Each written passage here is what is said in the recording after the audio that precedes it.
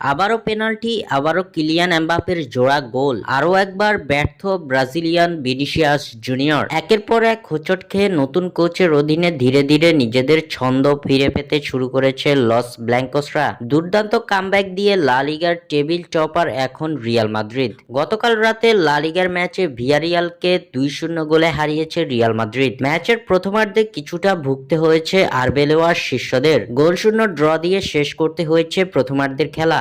বিরতির পর দ্বিতীয় মিনিটে এমবাপ্পে রিয়াল মাদ্রিদকে লিড এনে দেন। ভিনিসিয়াস জুনিয়রের সঙ্গে বল দেওয়া নেওয়ার পর এক ডিফেন্ডারের বাধা টপকে ফরাসি তারকা কোনাকুনি শটে জাল কাপান। ফলে 1-0 গোলে এগিয়ে যায় স্প্যানিশ জায়ান্টরা। শেষ মুহূর্তে এই ম্যাচেও পেনাল্টি পেয়েছে রিয়াল মাদ্রিদ।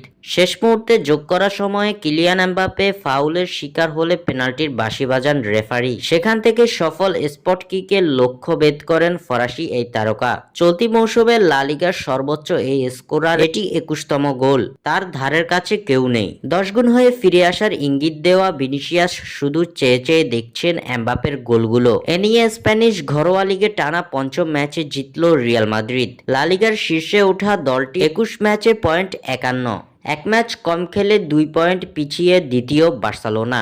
স্বাক্ষর থেকে সাব্বির ইসলাম।